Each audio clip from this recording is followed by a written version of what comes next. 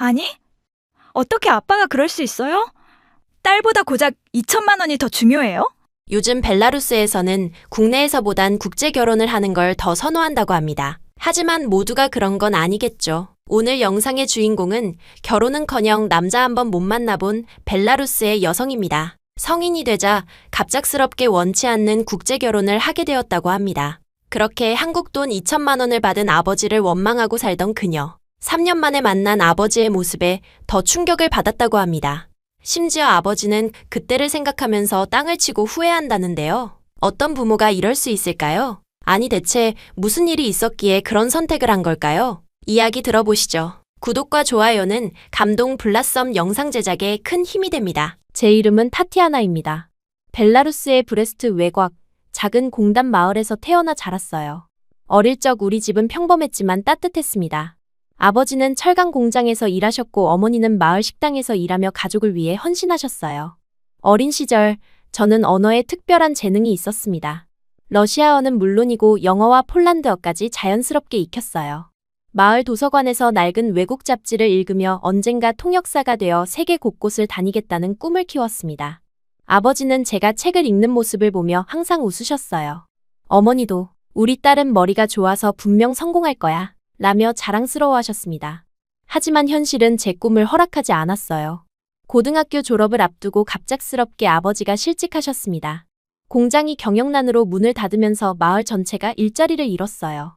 설상가상으로 어머니가 갑작스럽게 쓰러지시면서 병원비가 눈덩이처럼 불어났습니다. 의사는 수술이 필요하다고 했지만 우리 가족에게는 그런 돈이 없었어요. 아버지는 하루 종일 일자리를 찾아 헤매셨습니다. 새벽 5시에 나가서 밤늦게 돌아오시는 날이 계속됐어요. 간혹 일용직 일을 구하셨지만 며칠 버티지 못했습니다. 나이가 많다는 이유로, 경험이 없다는 이유로 번번이 거절당하셨어요.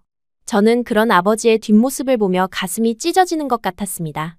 어머니의 상태는 점점 악화됐어요. 약값도 제대로 될 수 없어서 증상이 더 심해졌습니다. 밤마다 아파서 신음하시는 어머니를 보며 저는 무력감에 빠졌어요. 통역사가 되겠다는 꿈은 점점 멀어져만 갔습니다. 집안 형편이 이렇게 되자 대학 진학은 꿈도 꿀 수 없었어요. 저도 아르바이트를 시작했지만 사회 초년생이 할 수 있는 일은 한정적이었습니다. 마을 상점에서 계산원 일을 하거나 주말에 청소 일을 했지만 벌어들이는 돈으로는 생활비도 감당하기 어려웠어요. 그러던 어느 날 밤, 어머니가 병원비를 감당하지 못해 울고 계시는 모습을 보게 됐습니다. 부엌에서 혼자 소리 없이 눈물을 흘리시며 가계부를 들여다보시는 어머니의 모습이 지금도 선명해요. 그때 아버지가 처음으로 꺼낸 말이 바로 국제결혼이었습니다. 타티아나야, 내가 얼마나 예쁜지 아니? 머리도 좋고 언어도 잘하잖아.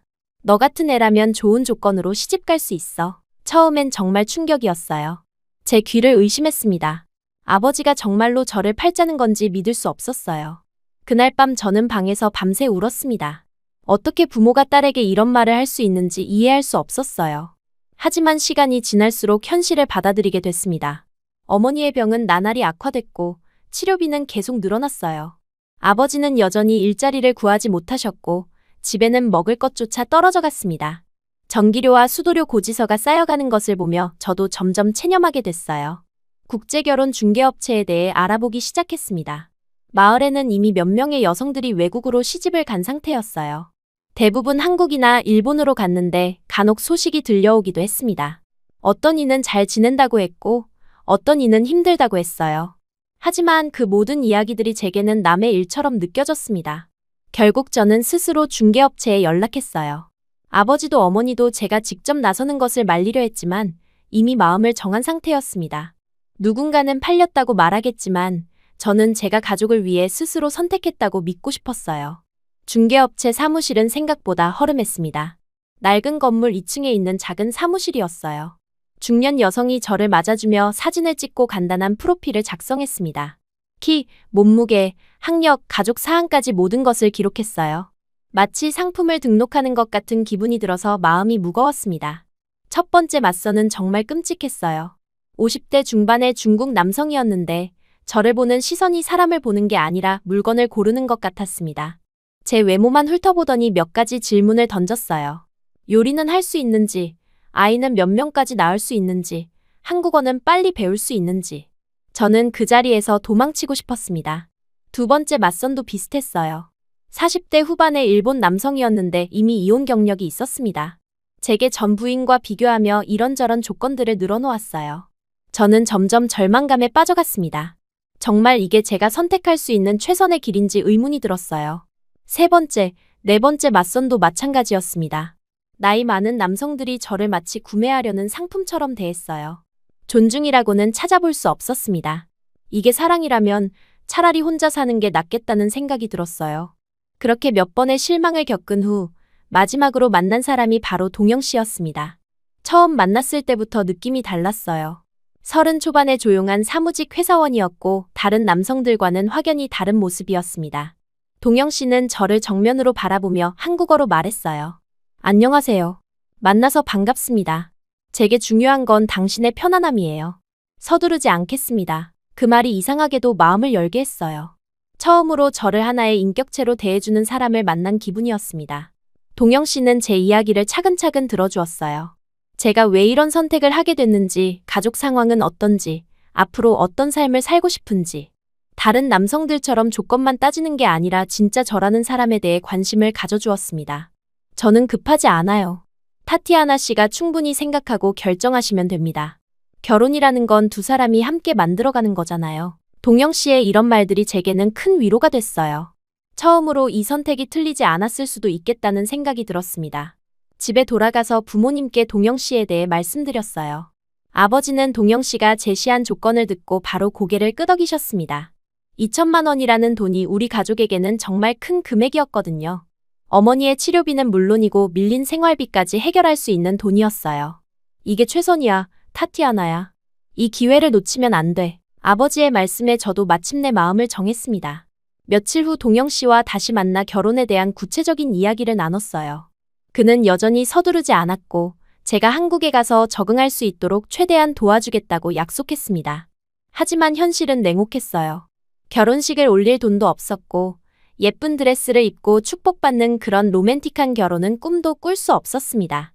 우리 집 형편으로는 친척들을 초대해서 잔치를 벌이는 것도 불가능했어요. 어머니의 병원비로 나갈 돈도 부족한 상황에서 결혼식 비용은 사치였습니다. 동영 씨도 그런 우리 사정을 이해하고 계셨어요. 오히려 그쪽에서 먼저 간소하게 하자고 제안해 주셨습니다. 중요한 건 형식이 아니라 마음이라고, 나중에 한국에서 여유가 생기면 그때 제대로 된 예식을 올려도 늦지 않다고 말씀해 주셨어요. 결국 우리의 결혼은 정말 간단했습니다. 시청 한 구석 작은 사무실에서 서류 몇 장에 서명하는 것으로 끝났어요. 증인으로는 아버지와 중개업체 직원이 참석했고 그게 전부였습니다. 웨딩드레스도 없었고 꽃다발도 없었어요. 제가 입은 건 평소에 입던 깔끔한 원피스뿐이었습니다. 서류에 서명하는 순간이 정말 기묘했어요. 마치 물건을 사고 파는 계약서에 사인하는 것 같은 기분이 들었습니다. 2천만 원이라는 돈과 저라는 사람이 맞바뀌는 순간이었거든요. 펜을 들고 제 이름을 쓰면서 정말로 이게 결혼인가 싶었습니다. 동영 씨는 그런 제 마음을 아셨는지 조용히 말씀해 주셨어요. 지금은 이렇게 시작하지만 진짜 결혼은 이제부터 만들어가는 거예요. 그 말이 조금이나마 위로가 됐지만 여전히 허전한 마음은 지울 수 없었습니다. 서류 작업이 끝나자마자 2천만 원이 우리 집으로 들어왔습니다. 그 돈은 그날 바로 어머니의 치료비와 집의 연체금으로 쓰였어요. 오랜만에 아버지의 얼굴에서 안도의 표정을 볼 수 있었습니다. 어머니도 제대로 된 치료를 받을 수 있게 됐고요. 하지만 그 순간 저는 정말 복잡한 감정에 휩싸였습니다. 한편으로는 가족을 도울 수 있다는 안도감이 있었지만 다른 한편으로는 정말로 제가 팔린 것 같은 기분이 들었어요. 결혼이라는 이름으로 포장됐지만 실제로는 경제적 거래에 불과했던 것 같았습니다. 친구들은 모두 하얀 드레스를 입고 축복받으며 결혼하는데 저는 사무실에서 서류 한 장으로 운명이 결정됐어요. 신랑 신부가 서로 사랑을 맹세하는 그런 감동적인 순간도 없었고 가족들의 축하도 없었습니다. 그저 계약이 성사된 것 같은 차가운 느낌만 남았어요. 한국행 비행기표를 받아들고 나서야 모든 게 현실로 다가왔습니다. 정말로 제가 이 모든 걸 떠나 낯선 나라로 가는 거구나 싶었어요. 가방을 싸면서 제 방을 둘러봤습니다. 어릴 적부터 함께했던 인형들, 읽었던 책들, 꿈을 키웠던 모든 것들을 뒤로하고 떠나야 했어요. 공항으로 가는 날 아침, 어머니가 제 손을 꼭 잡고 말씀하셨습니다. 미안해, 타티아나야. 내가 진짜 결혼식도 못 올리고. 저는 어머니를 끌어안으며 대답했어요. 괜찮아요, 엄마. 이게 제 선택이에요. 아버지는 말없이 저를 공항까지 배웅해 주셨어요. 헤어지는 순간까지도 미안하다는 말씀만 반복하셨습니다. 저는 그런 아버지를 보며 가슴이 아팠지만 동시에 이해할 수 있었어요. 아버지도 어쩔 수 없는 상황이었다는 걸 알고 있었거든요. 인천행 비행기에 몸을 실으면서 저는 창밖을 바라봤습니다. 점점 작아져가는 고향 땅을 보며 눈물이 났어요. 정말로 이 선택이 희생인지 희망인지 알 수 없었습니다. 하지만 한 가지 확실한 건 저는 더 이상 과거의 타티아나가 아니라는 것이었어요. 서류 한 장으로 시작된 결혼이었지만 이제는 돌이킬 수 없는 길을 선택한 상태였습니다. 비행기가 구름 위로 올라가면서 저는 마음속으로 다짐했습니다. 어떤 일이 있어도 후회하지 않겠다고, 이 선택을 의미 있게 만들겠다고. 동영 씨의 따뜻한 눈빛을 떠올리며 조금이나마 위안을 얻었어요. 한국이라는 낯선 나라, 동영이라는 낯선 남자, 그리고 앞으로 펼쳐질 새로운 삶. 모든 게 불확실했지만 저는 이제 서류 한 장에 운명을 맡긴 상태였습니다. 그 눈물은 이미 모든 걸 말하고 있었어요. 인천공항에 내린 순간부터 모든 것이 충격이었습니다. 벨라루스와는 완전히 다른 세상이 펼쳐져 있었어요. 공항 자체가 우리나라 전체 도시보다 크고 화려했습니다. 사람들이 걷는 속도도 빨랐고 들리는 모든 소리가 낯설었어요. 한국어로 된 안내방송이 귀에 익숙하지 않아서 마치 다른 행성에 온 것 같은 기분이었습니다. 동영 씨가 마중 나와 있었어요. 공항에서 저를 보자마자 작게 웃으며 손을 흔들었습니다. 그 모습을 보니 조금 안심이 됐지만 여전히 모든 게 낯설고 두려웠어요. 공항에서 나오는 길에 보이는 한글 간판들, 지나다니는 사람들의 얼굴, 심지어 공기 냄새까지도 고향과 달랐습니다. 동영 씨의 차를 타고 집으로 가는 길은 정말 신기했어요. 도로가 이렇게 깨끗하고 넓을 수 있다는 게 믿어지지 않았습니다. 벨라루스의 시골길과는 비교할 수 없을 정도로 잘 정비되어 있었어요. 높은 건물들이 끝없이 이어져 있고 네온 사인들이 밤하늘을 환하게 밝히고 있었습니다. 하지만 그 모든 화려함이 오히려 저를 더 작게 만드는 것 같았어요. 동영 씨는 운전하면서 간간히 저를 돌아보며 괜찮은지 물어봤습니다. 저는 고개만 끄덕일 뿐 제대로 대답하지 못했어요. 한국어를 조금 배웠다고 했지만 실제로 들어보니 전혀 알아들을 수 없었습니다. 동영 씨도 그런 제 상황을 이해하는지 말을 많이 하지 않았어요. 집에 도착했을 때 시어머니가 나와서 맞아주셨습니다. 첫인상은 무뚝뚝해 보였지만 제 손을 잡고 안으로 데려가시는 모습에서 따뜻함을 느낄 수 있었어요. 집은 생각보다 크지 않았지만 아주 깨끗하고 정돈되어 있었습니다. 벨라루스의 우리 집과 비교하면 정말 다른 세상이었어요. 첫날 밤은 정말 힘들었습니다. 에어컨 소리, 차 소리, 시계 초침까지 모든 게 낯설었어요. 부모님 생각에 울음이 나올 것 같았지만 참았습니다. 이미 선택한 길이었으니까요. 아침에 동영 씨가 조심스럽게 문을 두드렸어요. 식탁에 김치, 된장찌개, 각종 반찬들이 벨라루스에서는 본 적 없는 음식들이었습니다. 김치를 처음 먹었을 때는 정말 놀랐어요. 이렇게 매운 걸 어떻게 매일 먹는지 이해할 수 없었습니다. 동영 씨는 작은 공책에 그림을 그려가며 집안을 설명해 주었어요.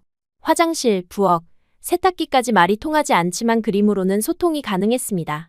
제 방에는 벨라루스 한국어 사전과 교재들이 준비되어 있었고 벨라루스 음식 재료 구할 곳까지 미리 알아봐 두셨더라고요. 하지만 여전히 모든 게 어색했어요. 동영 씨와 둘이 있으면 무슨 말을 해야 할지 몰라서 침묵만 흘렀습니다. 결혼했지만 완전히 남남 같은 기분이었어요. 며칠 지나니 동영 씨의 배려가 더 보였습니다. 아침마다 냉장고에 한국어 단어 메모를 붙여두셨어요. 안녕하세요, 감사합니다부터 물, 밥, 화장실 같은 필수 단어들까지 차근차근 알려주셨습니다. 주말에는 동네 구경을 시켜주었어요. 버스 정류장, 마트, 병원, 은행, 약국을 하나하나 알려주시면서 집 주소 카드까지 만들어주셨습니다. 마트는 정말 신세계였어요. 벨라루스에서는 구경도 못한 다양한 상품들, 특히 과일 코너에서는 눈이 휘둥그레졌습니다. 시어머니와의 관계는 복잡했어요. 겉으로는 무뚝뚝하셨지만 아플 때 걱정해주시고 밥 안 먹으면 챙겨주셨습니다. 하지만 언어가 안 통해서 오해도 생겼어요. 설거지를 다른 방식으로 했다고 혼내실 때는 정말 서럽더라고요. 가장 힘든 건 시어머니가 명절마다 부모님 안부를 묻는 것이었습니다. 사돈댁은 어떻게 지내시나요? 저는 연락 안 해요. 라고 대답할 수밖에 없었어요.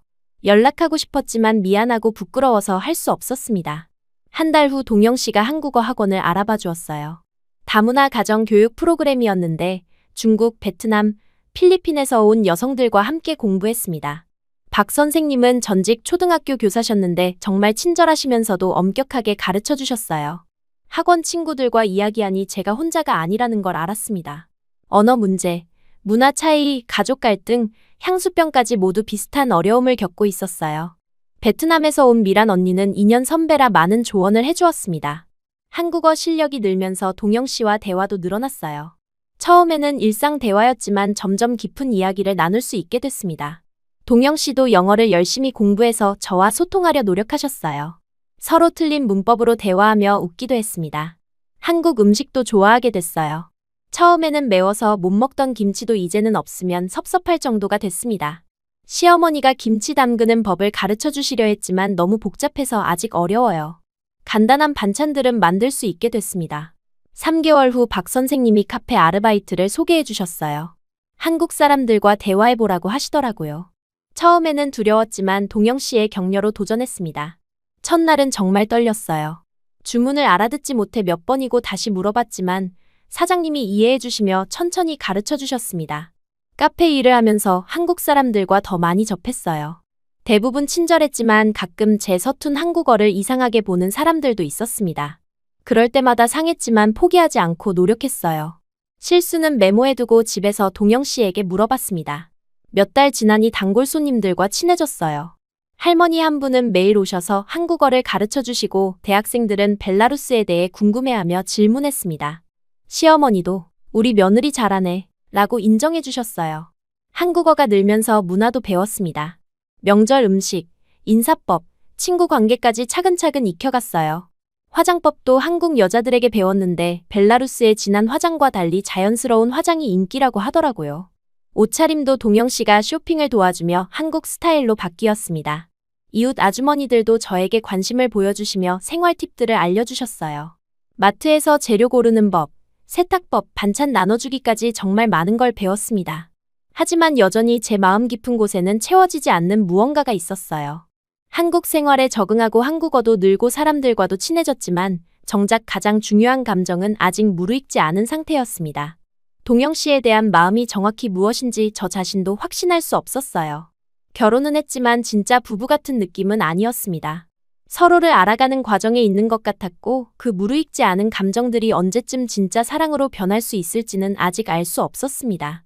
결혼한 지 3년이 흘렀습니다. 처음 한국에 왔을 때와 비교하면 저 자신도 놀랄 정도로 많이 변했어요. 한국어는 이제 거의 유창하게 구사할 수 있게 됐고 카페에서는 매니저까지 승진했습니다. 동영 씨와의 관계도 예전보다 훨씬 자연스러워졌어요. 무엇보다 제 외모도 많이 달라졌습니다. 벨라루스에 있을 때는 경제적 어려움 때문에 늘 말랐고 얼굴도 헬스케했는데 한국에서 규칙적인 식사와 안정된 생활을 하면서 건강해졌어요. 뺨에도 살이 오르고 피부도 좋아져서 예전보다 훨씬 예뻐졌다는 말을 자주 들었습니다. 카페 손님들도 제가 처음 왔을 때와 비교하면 완전히 다른 사람 같다고 하더라고요. 시어머니도 제 변화를 눈치채셨는지 가끔 우리 며느리 참 예뻐졌네 라고 말씀하시곤 했습니다. 동영 씨 역시 제가 웃는 모습이 많아졌다며 좋아했어요. 거울을 볼 때마다 저도 놀랐습니다. 3년 전 깡마르고 불안해하던 모습과는 완전히 달라진 제 얼굴을 보면서 한국 생활이 저에게 얼마나 많은 변화를 가져왔는지 실감했어요. 카페 매니저가 되면서 일에 대한 자신감도 생겼습니다. 처음에는 주문받기도 힘들어했는데 이제는 직원들을 관리하고 매출을 분석하는 일까지 맡게 됐어요. 사장님도 제 능력을 인정해 주시면서 더 큰 책임을 맡겨주셨습니다. 한국어뿐만 아니라 영어도 할 수 있다는 점이 외국인 손님들을 상대할 때 큰 장점이 되더라고요. 동영 씨와의 관계도 많이 발전했습니다. 처음에는 어색하고 서먹했지만 이제는 진짜 부부 같은 느낌이 들 때가 많아요. 서로의 취향도 알게 됐고 함께 영화를 보거나 주말에 나들이를 가는 것도 자연스러워졌습니다. 동영 씨는 여전히 저를 배려해 주었지만 예전처럼 조심스럽기만 한 건 아니었어요.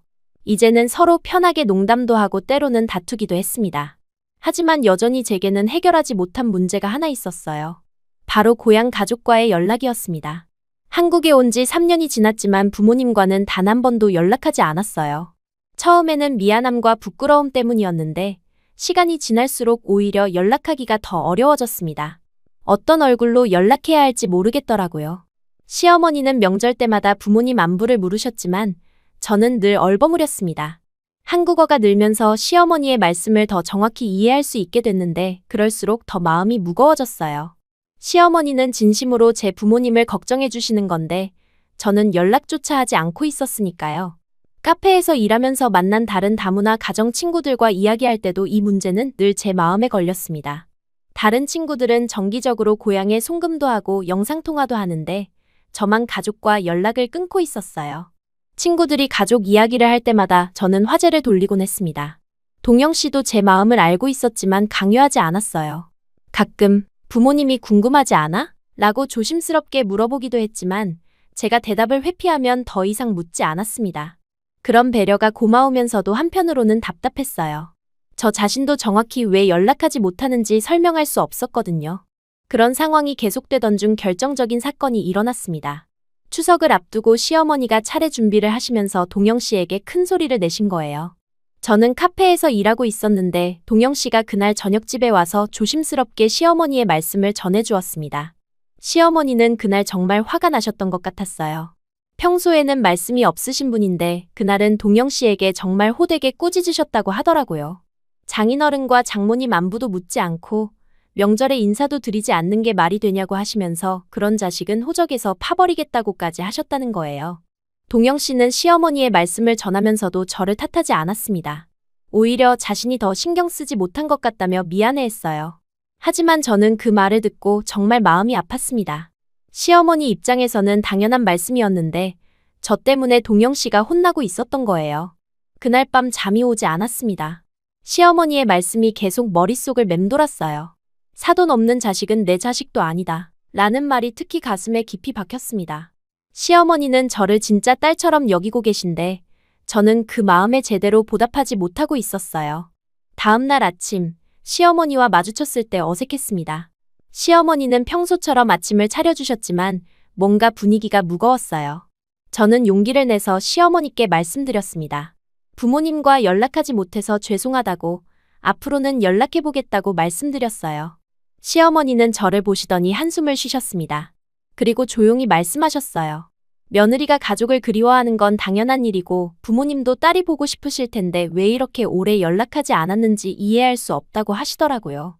그 말을 들으니 정말 부끄러웠습니다. 며칠 동안 고민한 끝에 동영 씨에게 솔직하게 말했어요. 사실 부모님과 연락하고 싶지만 어떻게 해야 할지 모르겠다고 너무 오래 연락하지 않아서 이제는 더 어려워졌다고 털어놓았습니다.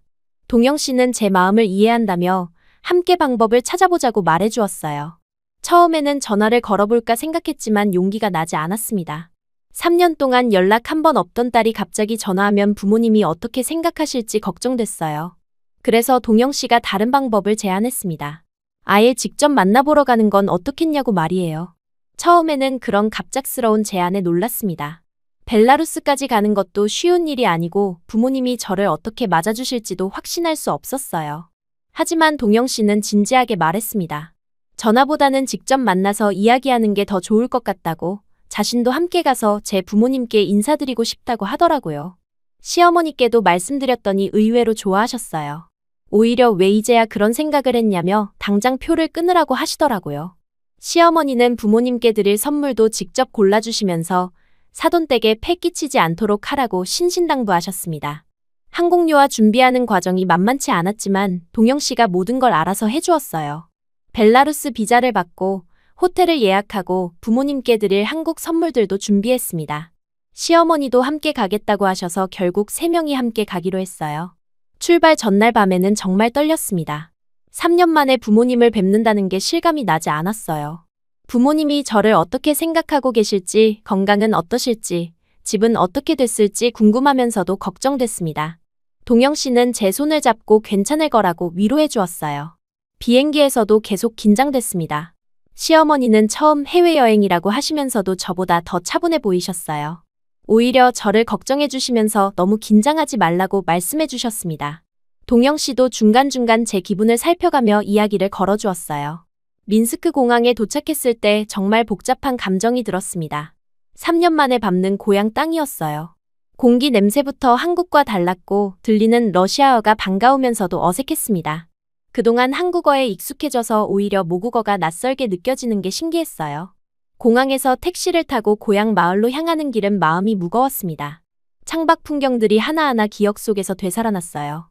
어릴 때 친구들과 뛰어놀던 거리들, 학교 가던 길, 가족과 함께 산책했던 공원들. 모든 게 그대로 있었지만 왠지 더 낡고 어둡게 보였습니다. 부모님 집에 도착하기 전에 미리 주변을 돌아봤어요. 동네 전체가 예전보다 더 쇠락해 보였습니다. 문 닫은 상점들이 많았고 사람들도 별로 보이지 않았어요. 어릴 때는 활기찬 동네였는데 지금은 마치 시간이 멈춰버린 것 같았습니다. 드디어 우리 집 앞에 도착했을 때 충격을 받았어요. 집이 너무 많이 변해 있었습니다. 벽은 여기저기 갈라져 있었고 지붕도 몇 군데 새고 있는 것 같았어요. 마당에는 잡초가 무성했고 대문도 삐걱거렸습니다. 3년 전 제가 떠날 때보다 훨씬 더 낡아 보였어요. 동영 씨와 시어머니도 집을 보시고는 조용해지셨습니다. 특히 시어머니는 집 상태를 자세히 살펴보시더니 작게 혀를 차셨어요. 저는 부모님께 미리 연락드리지 않고 온 게 맞았나 싶어서 걱정됐습니다. 대문을 두드리자 안에서 발소리가 들렸어요. 그리고 문이 열리면서 아버지가 나오셨는데 정말 많이 늙으셨더라고요. 머리는 하얗게 새셨고 다리를 절뚝거리며 걸으셨습니다. 저를 보시자마자 깜짝 놀라시면서 멍하니 서 계시더라고요. 아빠, 그 한마디가 겨우 나왔습니다. 아버지는 저를 알아보시고는 눈물이 글썽거리기 시작하셨어요. 뒤에서 어머니도 나오셨는데 어머니 역시 많이 야위셨습니다. 제가 떠났을 때보다 훨씬 마르고 창백해 보이셨어요. 보고 싶었어. 그 말이 나오자마자 저는 참고 있던 감정이 터져서 주저앉아 울기 시작했습니다. 3년 동안 쌓인 미안함, 그리움, 죄책감이 모두 한꺼번에 쏟아져 나왔어요. 어머니는 저를 꼭 끌어안으시면서 잘 지냈니, 우리 딸, 이라며 함께 우셨습니다. 아버지는 말씀은 안 하시고 그냥 눈물만 흘리고 계셨어요. 아마 저 때문에 많이 후회하고 계셨을 것 같았습니다. 저를 보내면서 얼마나 마음이 아프셨을까 생각하니 더 미안했어요.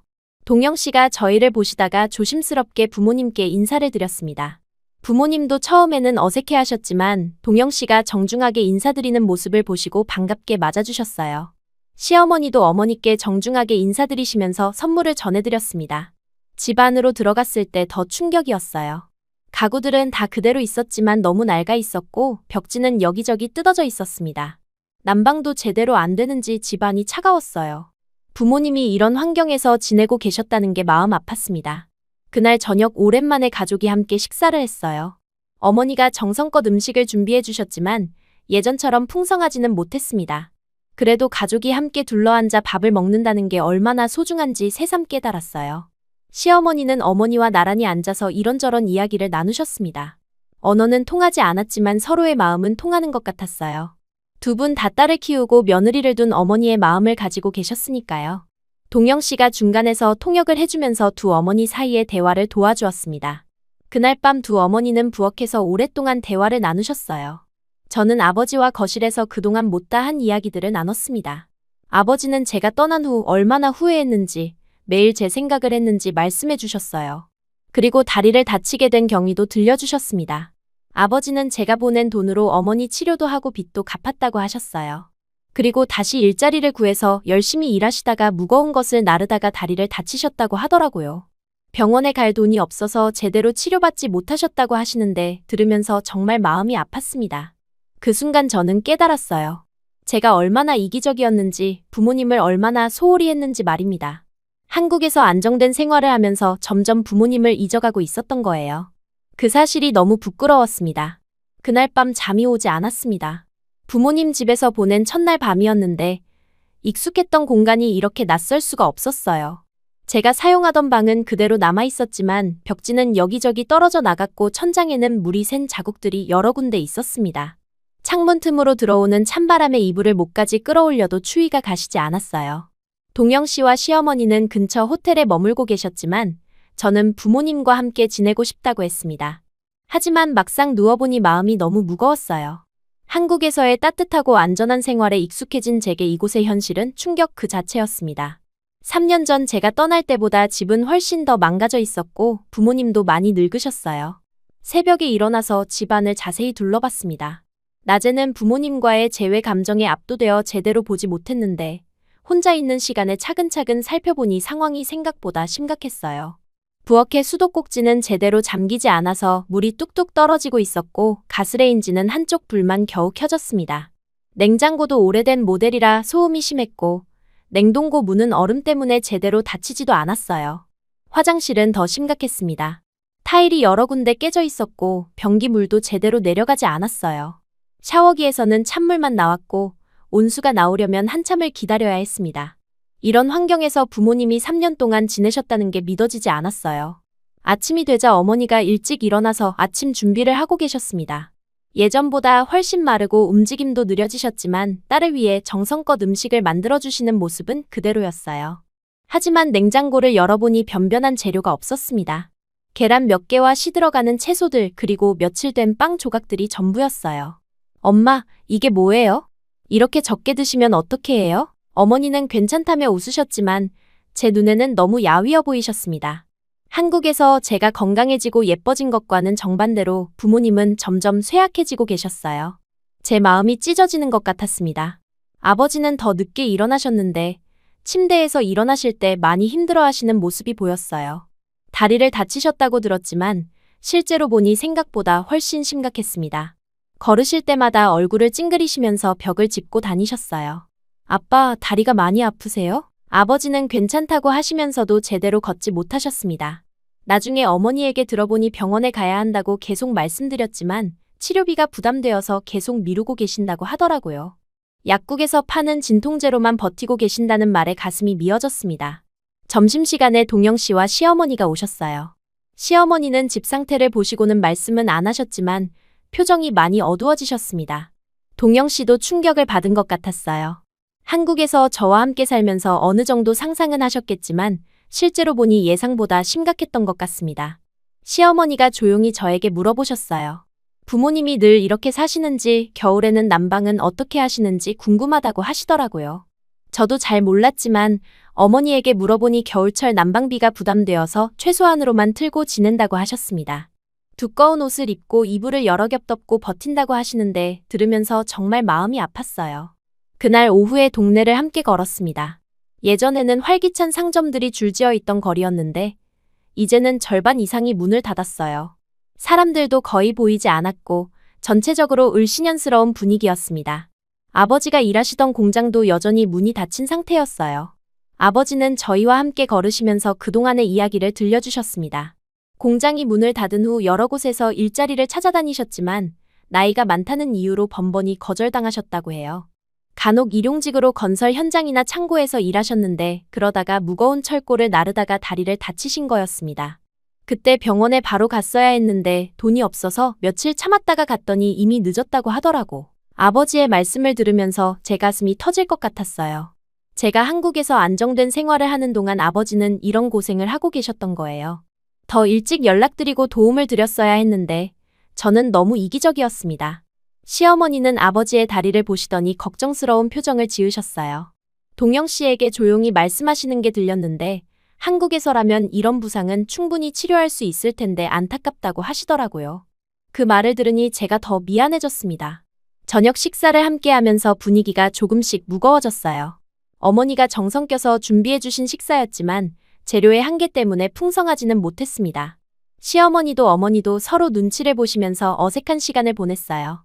언어가 통하지 않다 보니 동영 씨가 계속 통역을 해야 했습니다. 식사 후에 아버지가 저를 따로 부르셨어요. 그리고 그동안 하지 못했던 이야기를 털어놓기 시작하셨습니다. 제가 한국으로 간 후 얼마나 후회했는지, 매일 밤 잠이 오지 않아서 고생했는지 말씀해 주셨어요. 타티아나야, 아빠가 너를 그렇게 보낸 게 정말 미안하다. 그때는 다른 방법이 없다고 생각했는데 아버지는 제가 보내준 2천만 원으로 어머니의 치료비를 내고 밀린 빚도 어느 정도 갚을 수 있었다고 하셨어요. 하지만 그 돈도 금세 떨어졌고 결국 다시 일을 나가야 했다고 하시더라고요. 나이가 많아서 구하기 어려운 일자리를 간신히 찾아서 열심히 일하시다가 사고를 당하신 거였습니다. 그 돈으로 병원비 갚고 빚도 조금은 막았다. 내가 아니었으면 다 끝났을 거다. 그때 아버지의 목소리가 떨리기 시작했어요. 지금까지 꾹 참고 계시던 감정이 터져 나오는 것 같았습니다. 아버지는 갑자기 두 손으로 얼굴을 가리시더니 흐느끼기 시작하셨어요. 저는 아버지가 우시는 모습을 그때 처음 봤습니다. 내가 무슨 애비냐? 딸을 제대로 시집도 못 보내고 아버지의 울음소리가 집안에 울려 퍼졌습니다. 그 모습을 보니 제 가슴도 미어지는 것 같았어요. 평생 강인하시기만 했던 아버지가 이렇게 무너지시는 모습을 보는 게 너무 힘들었습니다. 다른 집 딸들은 다 하얀 드레스 입고 축복받으며 시집 가는데 우리 딸은 서류 한 장으로. 이게 무슨 결혼이냐? 아버지는 계속 자책하셨어요. 딸에게 평생 한 번뿐인 결혼식조차 제대로 해주지 못한 자신을 용서할 수 없다고 하시면서 울음을 멈추지 못하셨습니다. 제가 한국에 간 후 매일 밤 그 생각 때문에 잠이 오지 않았다고 하시더라고요. 매일 밤 내 생각을 했다. 내 딸이 낯선 나라에서 얼마나 무서웠을까. 결혼식도 없이 그냥 보내버린 애비가 얼마나 원망스러웠을까. 아버지의 말씀을 들으면서 저도 눈물이 쏟아졌습니다. 사실 저도 처음에는 원망스러웠거든요. 다른 여자들처럼 예쁜 드레스를 입고 축복받으며 결혼하고 싶었는데 저는 그런 기회조차 없었으니까요. 하지만 지금 아버지의 아픔을 보니 그런 감정들이 모두 사라졌어요. 아빠, 괜찮아요. 저는 이해해요. 제가 아버지의 어깨를 감싸며 위로해드렸지만 아버지는 계속 우셨습니다. 3년 동안 쌓인 죄책감과 미안함이 한꺼번에 터져 나오는 것 같았어요. 내가 이해한다고 해도 아버지로서 해줘야 할 일을 못했잖아. 딸의 가장 중요한 순간에 아무것도 해주지 못했어. 아버지는 어머니의 병 때문에 어쩔 수 없었다고 하시면서도 그래도 딸에게 최소한의 예의는 지켜줬어야 했다고 자책하셨어요. 친척들이라도 불러서 간소하게나마 축하해줬어야 했는데 그런 여유조차 없었다는 게 평생 가슴에 남을 것 같다고 하시더라고요. 그날 밤 아버지와 정말 오랫동안 이야기했습니다. 그동안 서로 말하지 못했던 마음들을 털어놓으면서 많은 것들이 정리됐어요. 아버지의 마음도 제 마음도 조금씩 가벼워지는 것 같았습니다. 아버지의 말씀을 들으면서 복잡한 감정이 들었어요. 한편으로는 제가 가족에게 도움이 되었다는 안도감이 있었지만 다른 한편으로는 그 이후로 부모님이 계속 고생하고 계신다는 죄책감이 더 컸습니다. 특히 아버지가 다치신 것은 결국 제 때문이었던 거예요. 하지만 이제는 그 모든 아픔들을 함께 나눌 수 있게 됐다는 게 다행이었습니다. 동영 씨도 아버지의 이야기를 들으시고는 많이 마음이 무거워 보이셨습니다. 그날 밤 저에게 조용히 말씀하시기를 부모님을 이런 상태로 두면 안 될 것 같다고 하시더라고요. 뭔가 도울 방법을 찾아보자고 말씀해 주셨습니다. 시어머니는 더 직접적이셨어요. 부엌에서 오래된 양은 냄비를 보시더니 작게 혼잣말처럼 말씀하셨습니다. 이건 집이 아니라 전쟁터네. 그 말이 저에게는 크게 들렸어요. 시어머니 입장에서 보시기에도 부모님의 생활 환경이 너무 열악하다고 느끼신 것 같았습니다.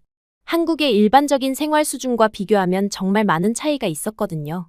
그날 밤 시어머니와 어머니는 부엌에서 오랫동안 대화를 나누셨어요.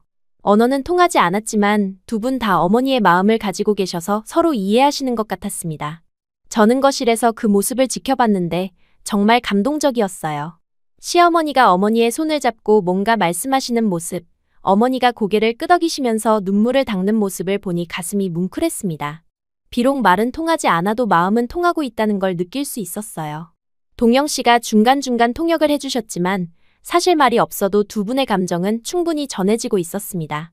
다음 날 아침, 시어머니가 저에게 조용히 말씀하셨어요. 부모님 집을 이대로 두면 안 될 것 같다고 뭔가 방법을 찾아보자고 하시더라고요.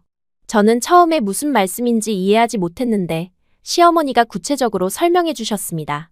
집 수리를 해드리거나 아버지 치료비를 도와드리거나 아니면 아예 한국으로 모셔오는 방법도 있을 거라고 하셨어요. 물론 쉬운 일은 아니지만 가족인데 이렇게 두고 볼 수는 없다고 말씀하셨습니다. 그 말을 들으니 눈물이 날 것 같았어요. 동영 씨도 같은 생각이라고 하시면서 일단 한국에 돌아가서 구체적인 방법을 알아보자고 하셨습니다. 당장은 어렵더라도 시간을 두고 차근차근 도울 방법을 찾아보자고 위로해 주셨어요. 몇 일 더 머물면서 부모님과 시간을 보냈습니다. 아버지는 다리가 아프셔서 멀리 나가기는 어려웠지만 집 앞마당에서 저와 오랫동안 이야기하셨어요.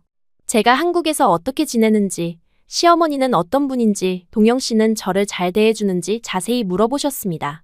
한국 생활이 많이 다르지? 힘들지는 않니? 저는 솔직하게 대답했어요. 처음에는 정말 어려웠지만 이제는 많이 적응했다고 동영 씨와 시어머니가 저를 잘 대해주신다고 말씀드렸습니다. 그리고 한국어도 많이 늘어서 이제는 일도 할 수 있게 됐다고 자랑스럽게 말씀드렸어요. 아버지는 제 이야기를 들으시면서 안도하시는 표정이었습니다.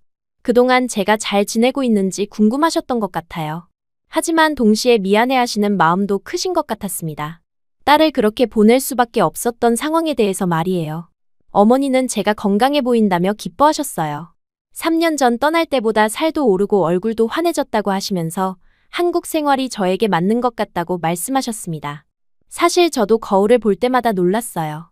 예전에 깡마르고 창백했던 모습과는 완전히 달라져 있었거든요.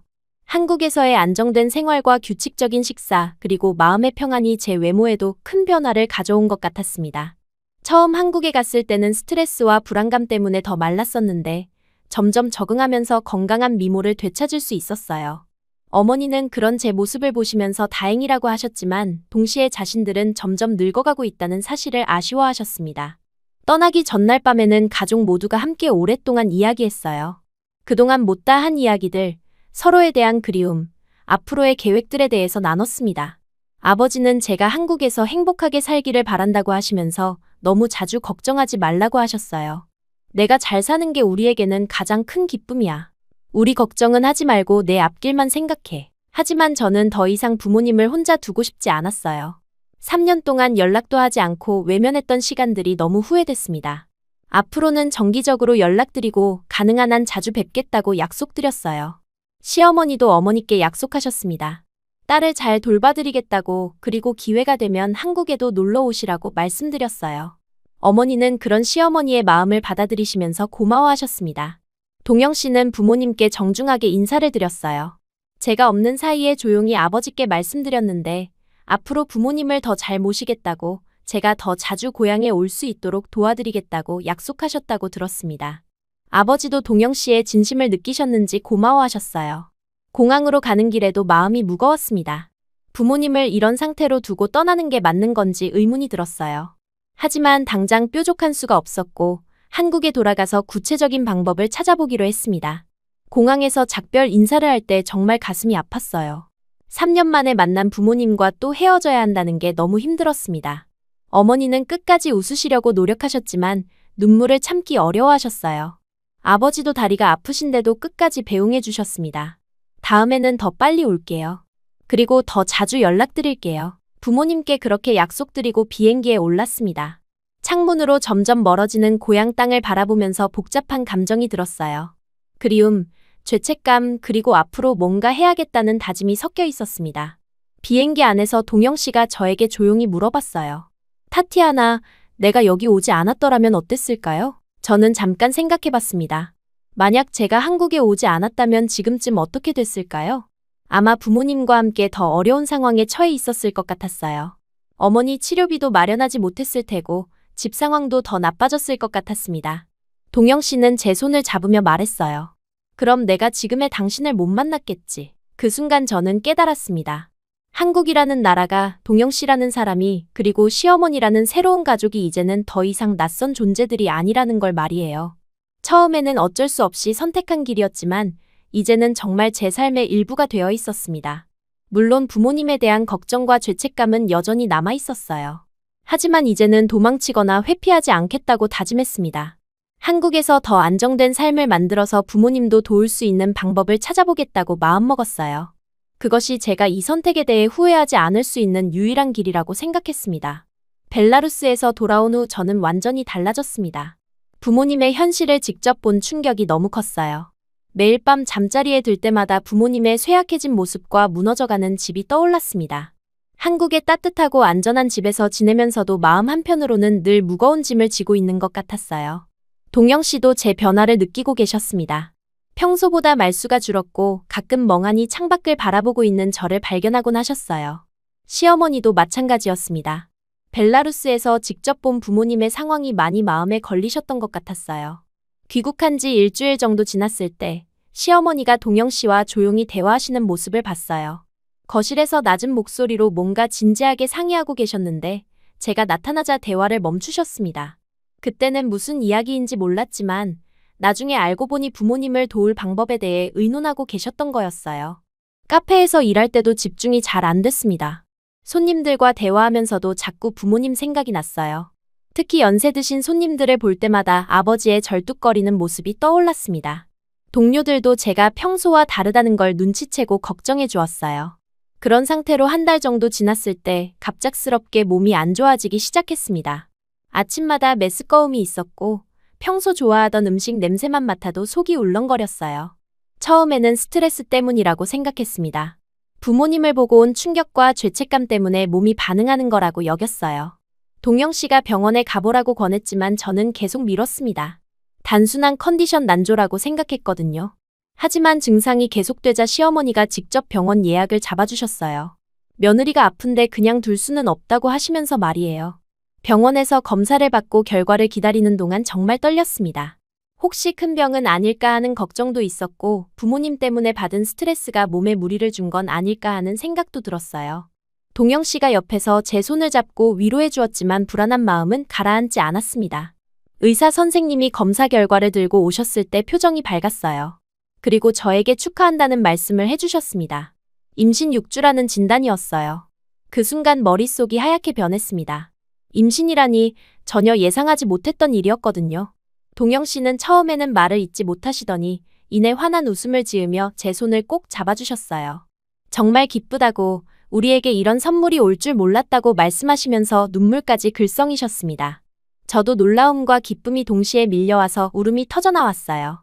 집에 돌아와서 시어머니께 소식을 전해드렸을 때 시어머니의 반응은 정말 잊을 수 없었습니다. 평소에 감정 표현을 잘 안 하시는 분인데 그날은 제 손을 잡고 한참 동안 우셨어요. 첫 손자가 생긴다는 기쁨도 있으셨겠지만 그보다는 우리 가족에게 새로운 희망이 생겼다는 안도감이 더 크셨던 것 같았습니다.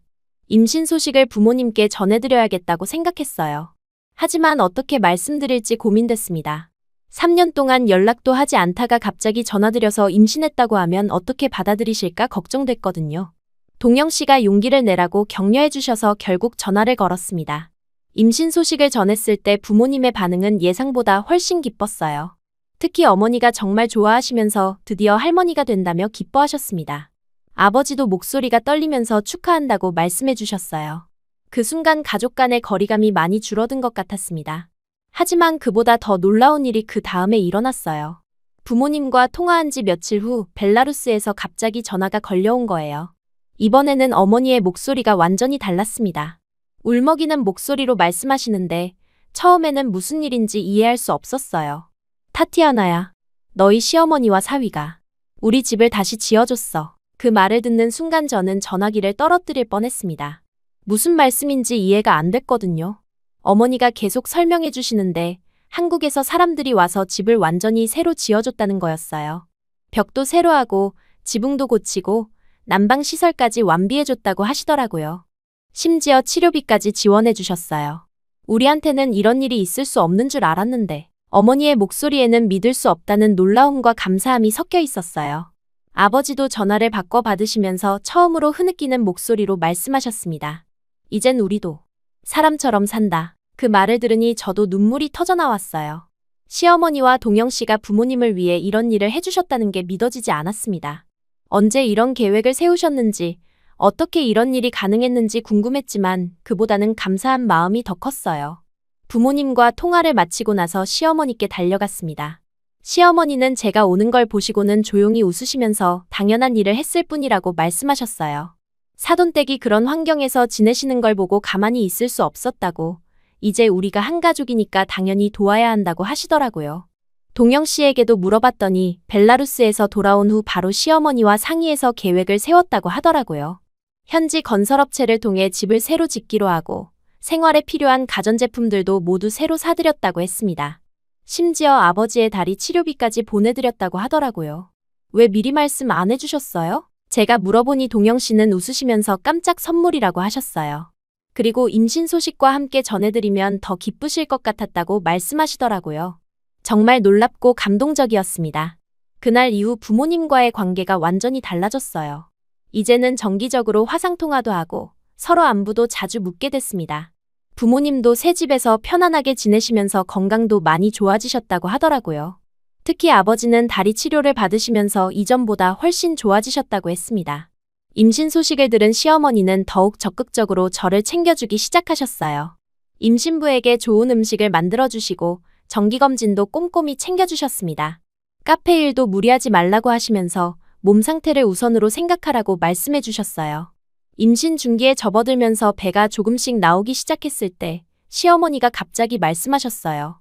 출산할 때는 친정 어머니가 옆에 있어야 한다고 벨라루스에서 어머니를 모셔오자고 하시더라고요.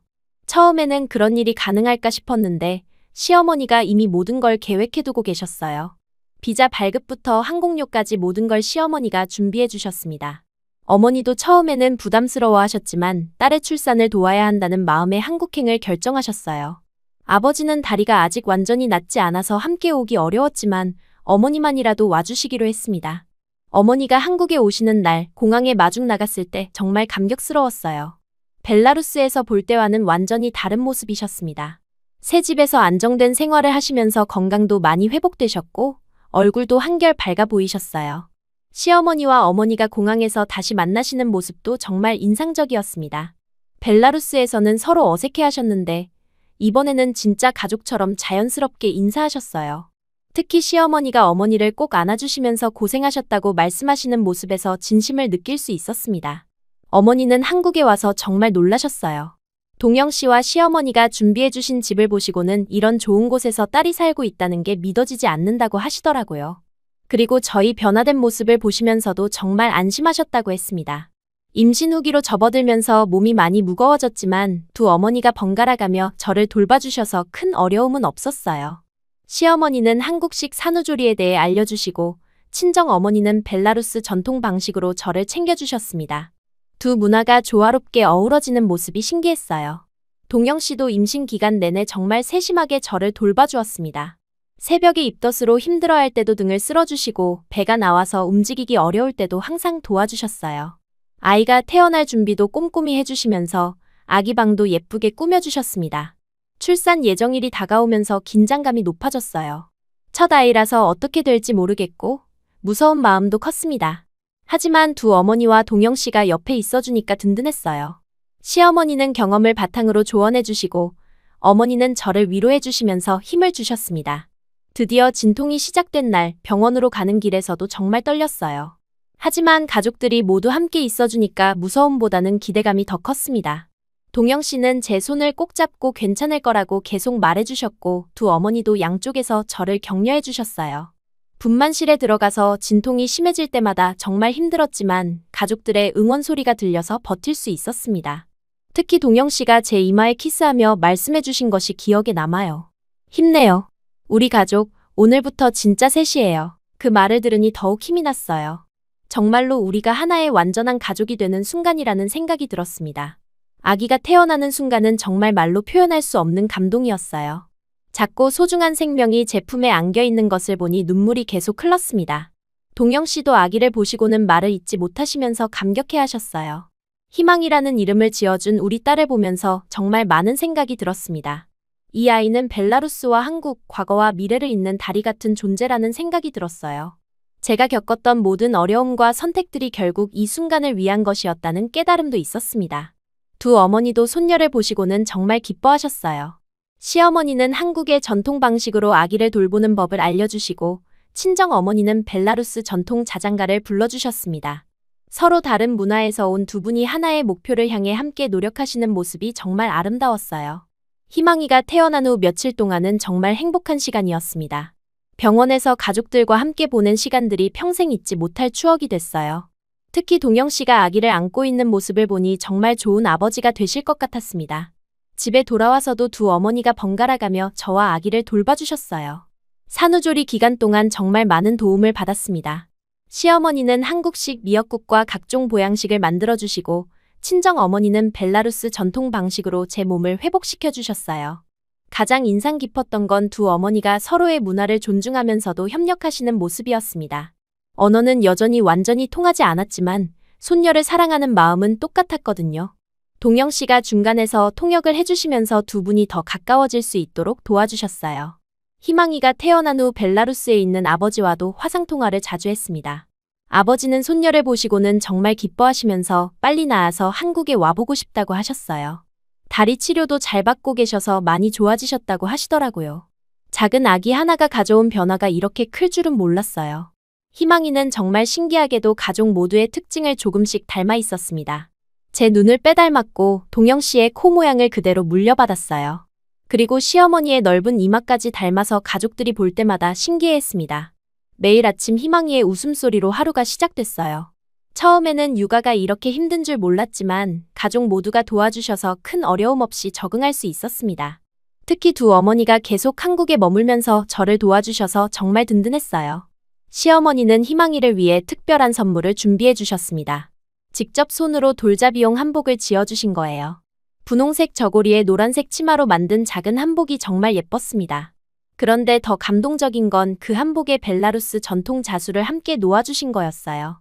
친정 어머니가 벨라루스의 전통 문양을 알려드렸더니 시어머니가 그걸 한복에 수놓아 주신 거였습니다. 두 나라의 문화가 하나의 옷에 어우러진 모습이 정말 아름다웠어요. 그리고 그 위에 희망이라는 한글 이름까지 정성스럽게 수놓아 주셨더라고요. 그 한복을 보면서 저는 정말 많은 생각이 들었습니다. 이제 희망이는 두 나라의 문화를 모두 물려받은 아이가 될 거라는 생각이 들었어요. 벨라루스의 전통과 한국의 전통이 자연스럽게 섞여서 새로운 정체성을 만들어갈 수 있을 것 같았습니다. 친정 어머니는 한국에서 몇 달을 머물면서 손녀와 정말 많은 시간을 보냈어요. 벨라루스 전통 자장가를 불러주시고 고향의 옛날 이야기도 들려주셨습니다. 희망이가 아직 말을 알아듣지는 못하지만 할머니의 목소리를 들으며 편안해하는 모습이 보였어요.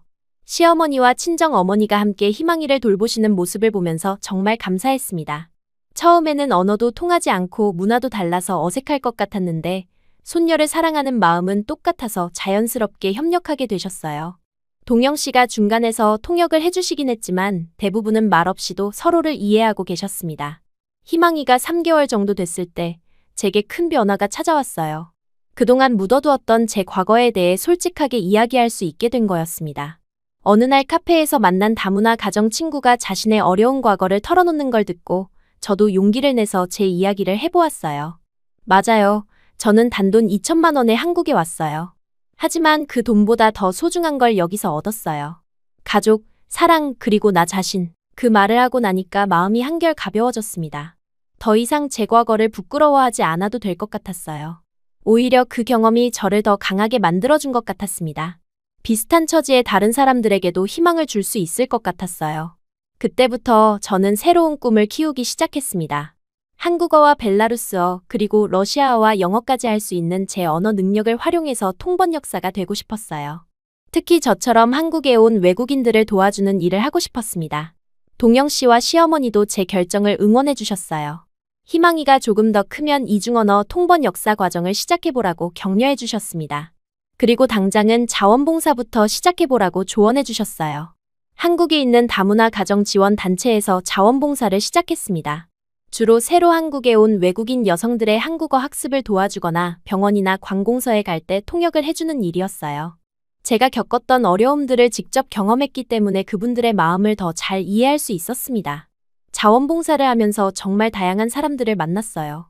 베트남, 필리핀, 중국, 몽골에서 온 여성들이 각자 다른 사연을 가지고 한국에 왔지만 모두 비슷한 어려움을 겪고 있었습니다. 언어 문제, 문화 차이, 가족과의 갈등, 외로움까지. 저도 겪었던 일들이라 더욱 마음이 아팠어요. 특히 기억에 남는 건 몽골에서 온 20대 초반의 여성이었습니다. 저와 비슷한 상황에서 한국에 왔는데 남편 가족과의 관계가 좋지 않아서 매일 울고 있더라고요. 제가 그분과 이야기하면서 제 경험을 나눠드렸더니 조금씩 마음을 열기 시작하셨어요. 언니도 처음에는 힘드셨나요? 저는 매일 고향에 돌아가고 싶어요. 그 말을 들으니까 3년 전 제 모습이 떠올랐습니다. 저도 처음에는 똑같은 마음이었거든요. 그래서 솔직하게 말씀드렸어요. 힘든 시간이 있었지만 포기하지 않고 노력하면 반드시 좋아진다고, 가족들의 마음도 시간이 지나면 열린다고 위로해드렸습니다. 자원봉사 활동을 통해 저 자신도 많이 성장할 수 있었어요. 다른 사람을 도와주면서 제가 얼마나 많이 발전했는지 깨달을 수 있었습니다. 그리고 제 경험이 누군가에게는 소중한 도움이 될 수 있다는 것도 알게 됐어요. 희망이가 돌이 되었을 때 정말 특별한 돌잔치를 열었습니다. 한국 전통 방식과 벨라루스 전통을 모두 섞어서 독특한 파티가 됐어요. 시어머니가 준비해주신 한복을 입은 희망이가 정말 예뻤고, 친정 어머니가 준비해주신 벨라루스 전통 음식들도 손님들에게 인기가 많았습니다. 돌잡이를 할 때도 재미있었어요. 한국 전통 돌잡이 물건들과 함께 벨라루스 전통 물건들도 놓았거든요. 희망이가 가장 먼저 잡은 건 책이었어요. 그걸 보고 시어머니는 우리 손녀가 똑똑할 거라고 기뻐하셨고, 친정 어머니는 엄마를 닮아서 언어에 재능이 있을 거라고 하셨습니다. 돌잔치에는 정말 많은 사람들이 와주셨어요. 동영 씨의 직장 동료들, 시어머니의 친구분들, 제가 다니던 한국어 학원 친구들, 카페 동료들까지. 그리고 자원봉사를 하면서 알게 된 다문화 가정 친구들도 와주셨습니다. 이렇게 많은 사람들이 우리 가족을 축하해주는 걸 보니까 정말 감격스러웠어요. 희망이가 15개월 정도 됐을 때 드디어 온 가족이 함께 벨라루스를 방문하기로 했습니다. 희망이에게 엄마의 고향을 보여주고 싶었고 아버지도 손녀를 직접 만나보고 싶어 하셨거든요. 시어머니도 사돈댁이 어떻게 지내고 계시는지 궁금하다고 하셔서 모두 함께 가기로 했어요. 벨라루스에 도착했을 때 정말 놀랐습니다. 부모님 집이 완전히 새 집처럼 변해 있었어요. 1년 전에 지어준 집이 시간이 지나면서 더욱 안정되어 보였고 부모님도 훨씬 건강해 보이셨습니다. 특히 아버지는 다리 치료를 제대로 받으셔서 거의 완치되셨더라고요. 가장 놀라운 건 부모님이 작은 가게를 차리셨다는 거였어요. 동네에서 생필품을 파는 작은 상점이었는데 손님들도 제법 많이 오시더라고요. 아버지는 가게 일이 적성에 맞는다고 하시면서 정말 활기차 보이셨습니다. 더 이상 무거운 일을 하지 않아도 되니까 몸도 많이 편해지셨다고 하셨어요. 희망이를 처음 본 아버지의 반응은 정말 잊을 수 없었어요. 손녀를 안아보시더니 한참 동안 말씀을 못 하시면서 눈물만 흘리셨습니다. 1년 넘게 화상통화로만 보던 손녀를 직접 안아보는 감격이 얼마나 크셨을지 이해할 수 있었어요. 이 아이가 우리 희망이구나. 정말 예쁘다. 아버지가 희망이를 안고 계시는 모습을 보니까 가슴이 뭉클했습니다. 이런 행복한 순간을 위해 그동안의 모든 어려움이 있었던 것 같았어요. 시어머니와 부모님의 재회도 정말 인상적이었습니다. 1년 전보다 훨씬 자연스럽게 서로를 대하셨어요. 시어머니는 부모님이 건강해지신 모습을 보시고 정말 안심하셨다고 하시더라고요. 그리고 손녀 자랑을 하시면서 두 분이 함께 웃으시는 모습이 보기 좋았습니다. 며칠 동안 벨라루스에 머물면서 정말 많은 추억을 만들었어요. 동영 씨는 아버지와 함께 동네를 산책하면서 많은 대화를 나누셨습니다. 아버지도 사위에 대해 정말 만족하신다고 하시면서 딸을 이렇게 잘 돌봐줘서 고맙다고 계속 말씀하셨어요. 아버님, 이젠 진짜 우리가 가족이죠. 동영 씨가 아버지에게 그렇게 말씀하시는 걸 들었을 때 정말 감동적이었습니다. 처음 만났을 때는 서로 어색했는데 이제는 정말 가족 같은 사이가 된 것 같았어요. 그런데 우리가 벨라루스에 머무는 동안 부모님이 깜짝 놀랄 계획을 세우고 계셨어요. 셋째 날 저녁, 어머니가 조심스럽게 말씀하셨습니다. 이번 기회에 제대로 된 결혼식을 올려주고 싶다고, 4년 전에 못해준 걸 지금이라도 해주고 싶다고 하시더라고요. 타티아나야, 그때 엄마 아빠가 너에게 제대로 된 결혼식도 못해줬잖아. 이제라도 늦지 않았으니까 우리 딸 예쁘게 시집 보내자. 처음에는 그럴 필요 없다고 말씀드렸어요. 이미 결혼한 지 4년이 지났고 아이까지 있는데 지금 와서 결혼식이 무슨 의미가 있겠냐고 했습니다. 하지만 아버지가 정말 간절한 표정으로 말씀하시더라고요. 아빠가 평생 후회하고 있는 일이야. 딸의 가장 중요한 순간에 아무것도 해주지 못했던 것 말이다. 이번만은 제대로 해보자. 아버지의 그 말씀을 들으니까 마음이 움직였어요. 4년 전 서류 한 장으로 끝났던 결혼이 아직도 아버지 마음의 상처로 남아있다는 걸 알 수 있었거든요. 동영 씨도 좋은 생각이라고 하시면서 적극 찬성해 주셨습니다. 부모님은 정말 열심히 준비해 주셨어요. 비록 크고 화려한 결혼식은 아니었지만 마음만은 정말 정성스럽게 담아주셨습니다. 어머니는 직접 벨라루스 전통 결혼 드레스를 빌려와 주셨고 아버지는 마을 사람들을 초대해서 작은 파티를 준비해 주셨어요. 동네 교회에서 간소하지만 의미 있는 세리머니를 올렸습니다. 신부 대기실에서 벨라루스 전통 드레스를 입을 때 정말 꿈 같았어요. 하얀색 드레스에 전통 자수가 놓인 아름다운 드레스였습니다. 어머니가 제 머리를 예쁘게 따아주시면서 눈물을 글썽이셨어요. 우리 딸이 이렇게 예쁠 수가. 4년 늦었지만 이제야 진짜 신부 같네. 시어머니도 함께 계시면서 저를 도와주셨어요. 한국에서 가져온 액세서리로 저를 더 예쁘게 꾸며주시면서 정말 아름답다고 계속 칭찬해 주셨습니다. 두 어머니가 함께 신부인 저를 돌봐주시는 모습이 정말 감동적이었어요. 아버지가 저를 교회 제단까지 걸어서 모셔다 주셨어요. 4년 전에는 할 수 없었던 신부 아버지 역할을 드디어 해주시는 거였습니다. 아버지의 팔짱을 끼고 걸어가는 동안 정말 많은 생각이 들었어요. 이게 바로 제가 꿈꿨던 결혼식의 모습이었거든요. 동영 씨는 정장을 말끔히 차려입고 제단에서 저를 기다리고 계셨어요.